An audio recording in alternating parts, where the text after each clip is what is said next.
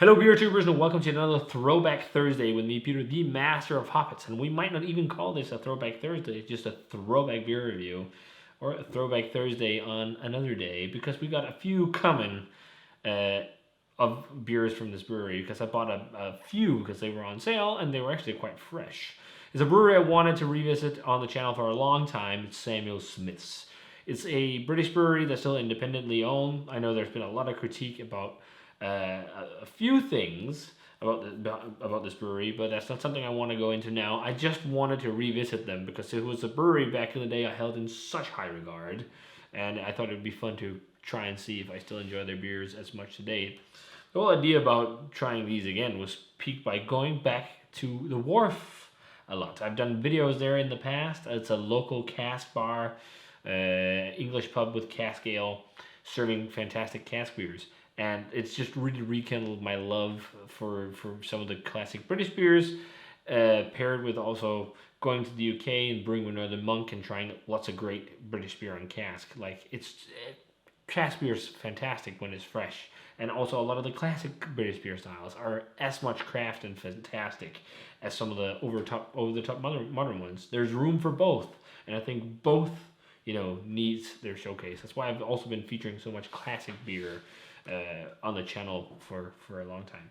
So I thought this would be fun. I'm not sure if I will enjoy it as much. We'll see. I haven't had this in years. The first time I reviewed this was in 2010, I think, around the time when I started the channel, and I actually quite enjoyed it.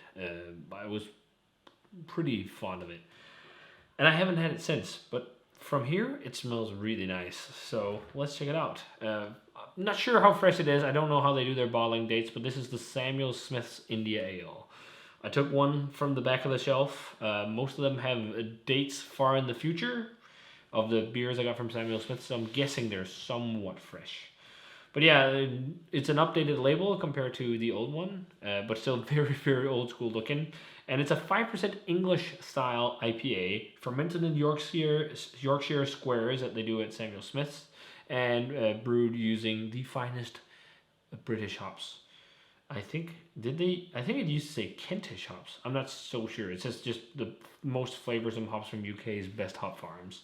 So yeah, classic English beer. And apparently they have one of the oldest house strains in the UK as well at Samuel Smith's. I know there's a lot of classic British brewers that have some really old house strains, but I immediately, sitting here, get connotations to the yeast profile of a New England IPA, which is really fun. It just, from a distance, it smells like stone fruit. So let's dive in. Pours, and I'm using a pint glass, I know, but that's the deal with a lot of these beers. They're poured like this when you get them served in the UK, so I wanted to do that. Quite hazy, and as far as I remember, Samuel Smith's beers are not bottle conditioned. They're only conditioned in kegs and whatnot, unfiltered, maybe. But yeah, I mean, it looks very classically British. Soft carbonation, a very nice, bright, slightly golden yellow color. Maybe it's slightly orange hue to it. Soft carbonation, quite frothy white head when I just poured it out. Let's check out the aroma. I totally get connotations to hazies. It's so interesting because a lot of the hazy IPAs that everyone loves these days are fermented with very fruity English yeast strains.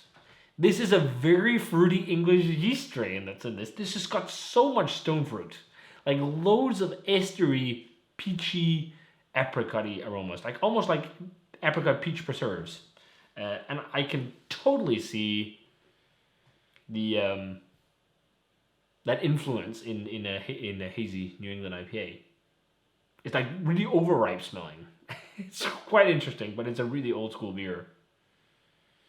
It's nettly, but it's really orangey. It's marmaladey. It's really hoppy, but really, really old school smelling too. For an English IPA, I usually don't associate it having this pronounced of a hop character, but I think a lot of it is also yeast esters. There's a hint of a butterscotch toffee, which is quite common in beers like this too. Toasted bready malts, quite well balanced, but very fruity and very yeast driven, big stone fruit esters. Let's try it. Cheers. It smells nice.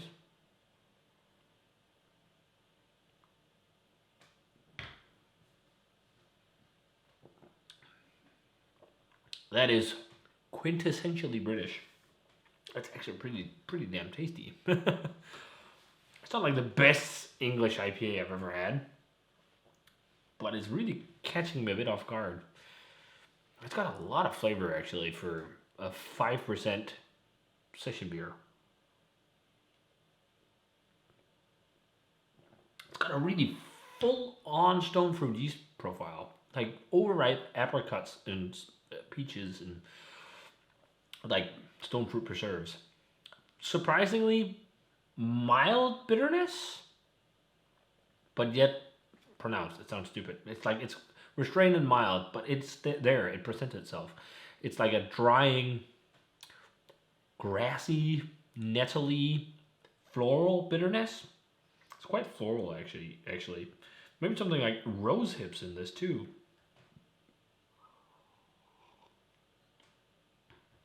And then it has like a really soft toffee, like sweet malty backbone, slightly butterscotch toffee like, not like crazy, but just a touch. It's actually really damn tasty. I'm really enjoying this, to be 100% honest. Like, it's all about soft complexity, which is quite nice. It's a really good English IPA, like English classic English IPA, which is really fun to revisit. When I started getting into craft beer, this was all the rage for me. Like when I was introduced to these kind of different beers, being used to mass-produced lager, English beers with these kind of profiles, I was just like, wow, this is crazy. It's really good. I think it's more diacetyl heavy on the aroma the more it sits in the glass. Like, there's definitely a hit of butterscotch toffee. But in a lot of classic English beers, it's, it's part of the profile. It's just like Pilsner Urquell. It's part of the profile.